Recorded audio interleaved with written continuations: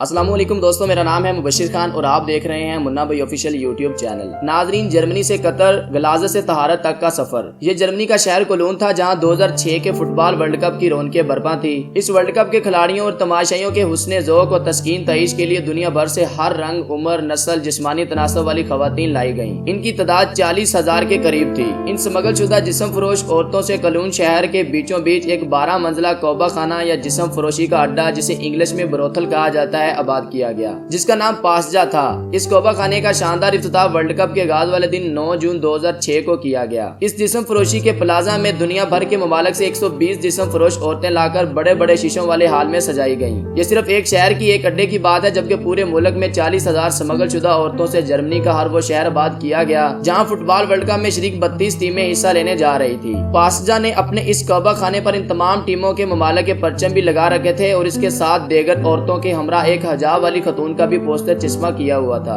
اس کے خلاف ایک دن 30 کے قریب مسلمان نوجوان جو چاقوؤں اور ڈنڈوں سے مسلح تھے احتجاج کرتے ہوئے آئے، جن سے خوفزدہ ہو کر کوبہ خانے کی انتظامیہ نے سعودی عرب اور ایران کے جھنڈے کو سیاہ کر دیا، کیونکہ ان پر کلمہ طیبہ اور اللہ تعالیٰ کا نام لکھا ہوا تھا، اور ساتھ ہی حجاب والی عورت کا پوسٹر بھی اتار دیا۔ جرمنی میں فٹ بال کے کھلاڑیوں اور تماشائیوں کے لیے اتنے بڑے پیمانے پر جسم فروش عورتوں کو اسمگلنگ کا خصوصی اہتمام ایک ایسا واقعہ تھا جس نے پوری دنیا کو ہلا کر رکھ دیا۔ مہذب کہلانے والی مغربی دنیا جو انسانی اسمگلنگ پر دیگر کمزور ممالک کا معاشی مقاطع تک کرتی ہے، وہ کیسے اپنی عیش پسندی اور جنسی خواہشات کی تسکین کے لیے دنیا بھر کی عورتوں کو بلا کر ایک ماہ کے لیے بازار سجاتی ہے۔ اس واقعے کے بعد پوری دنیا میں کھیلوں کے عالمی مقابلوں اور جسم فروشی کے بازاروں کے تعلق پر لاتعداد علمی تحقیقات شروع ہوئیں، یہاں تک کہ امریکہ یونیورسٹی آف نبراسکا نے اس باہمی تعلق پر ایک عالمی کانفرنس بلائی، جس میں امریکہ کے ایوان نمائندگان کی عالمی تعلقات کی کمیٹی کی ایک تفصیل رپورٹ پیش کی گئی، جس کا عنوان تھا جرمنی world cup brothels 40,000 women and children at risk of exploitation through trafficking۔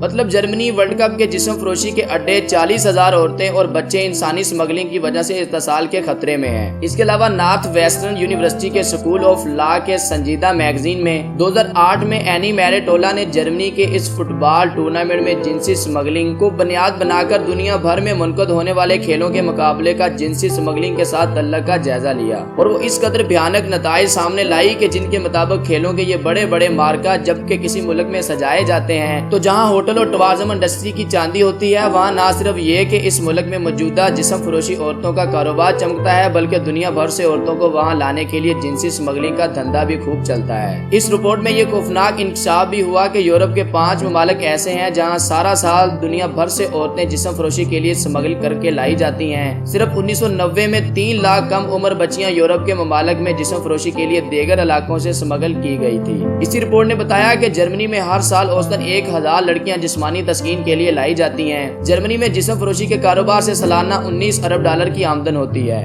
Germany کے اس ورلڈ کپ میں ان 40,000 عورتوں کی آمد کی خبر نے دنیا کو چونکا دیا، لیکن اس کے باوجود 2008 میں چین میں اولمپک اور 2010 میں جنوبی افریقہ میں ورلڈ کپ ہوا، مگر ان دونوں مقابلوں میں بھی ویسے ہی بازار سجے، جسم فروشی ہوئی، لیکن اب اس کا ڈھنگ اور طور طریقہ ایسا کیا گیا کہ یہ میڈیا میں رپورٹ نہ ہو سکے۔ یہ الگ بات ہے کہ دنیا بھر کے تحقیقی مقالہ نگاروں نے 2006 سے اب تک کھیلوں کے ہر بڑے ٹورنامنٹ میں اس غلاظت کے بارے میں باقاعدہ اعداد و شمار پیش کیے۔ قطر میں 2022 کے ورلڈ کپ کا آغاز ہو چکا ہے۔ اس عالمی مارکے کے لیے یوں تو تیاری کئی سالوں سے جاری تھی اور لاتعداد پلازے اور ہوٹل تعمیر ہو رہے تھے، لیکن قطر کے حکمرانوں نے جس طرح 57 اسلامی ممالک میں ایک اسلامی ملک کی حیثیت سے اپنی شناخت کو منوایا ہے اور جس طرح اس عالمی مقابلے کو شراب اور شباب سے پاک کیا ہے، اس کی مثال اسلامی دنیا میں نہیں ملتی۔ پڑوس میں دبئی ہے، جس میں اگر ایسی کوئی تقریب نہ بھی ہو پھر بھی آپ کو وہاں ہر سامان تعیش میسر آئے گا، یہاں تک کہ ایئرپورٹ میں کھانوں کی سجی میز کے بیچوں بیچ لحم الخنزیر یعنی سور کا گوشت کی چٹ بھی نظر آئے گی۔ اس کے بالکل برعکس قطر میں فٹ بال کے اس ٹورنامنٹ میں پہلا اہم حکم نامہ 13 اپریل 2022 کو سیکیورٹی کے سربراہ عبداللہ نصری نے اس وقت جاری کیا جب اسے کہا گیا کہ اسٹیڈیم میں ایک سٹینڈ ہم جنس پرستوں کے لیے بھی مخصوص کیا جائے اور وہاں ان کا پرچم لہرایا جائے۔ عبداللہ نصری نے انکار کر دیا، جس پر انگلینڈ کی مشہور ٹیم 3 لائنز نے بائیکاٹ کا اعلان کیا، جس پر قطر کی حکومت نے جواب دیا کہ آپ نے اگر ہم جنس پرستی کا پرچار کرنا ہے تو اس معاشرے میں جا کر کریں جہاں یہ قابل قبول ہے۔ آپ قطر میں ایسا کر کے پورے معاشرے کی توہین نہیں کر سکتے۔ اگر کسی نے اسٹیڈیم میں ہم جنس پرستی کا جھنڈا لانے کی کوشش کی تو ہم اس سے جھنڈا چھین لیں گے، کیونکہ ہمیں ڈر ہے کہ دیکھنے والے غصے میں اس پر حملہ نہ کر دیں۔ ٹورنامنٹ کے آغاز تک فیفا کے انتظامیہ اور قطر کی حکومت کے درمیان بحث چلتی رہی کہ ورلڈ کپ کے دوران شراب کی خرید و فروخت ہو سکتی ہے، لیکن قطر کی حکومت نے عین آغاز سے ایک دن دن پہلے یہ فیصلہ کیا کہ ٹورنامنٹ کے دوران جو مشروبات بھی بیچی جائیں گی ان میں الکحل نہیں ہوگی۔ یہ خبر اس وقت نشر ہوئی جب ہزاروں شائقین اپنی پروازوں کے ذریعے قطر پہنچ چکے تھے۔ میکسیکو کے 7 نوجوان بیئر کے ڈبے پکڑ کر اسٹیڈیم میں داخل ہوئے جو وہ اپنے ساتھ میکسیکو سے لائے تھے، تو انہیں اندر جانے سے روک دیا گیا۔ اس کے ساتھ ہی وہ ہزاروں بینر اور ٹینٹ جو بیئر بنانے والے مشہور کمپنی بڈوائزر نے لگائے تھے ختم کر دیے گئے۔ حالانکہ یہ کمپنی ٹورنامنٹ کے اسپانسروں میں شامل ہے اور ہر ٹورنامنٹ کے لیے $7.5 کروڑ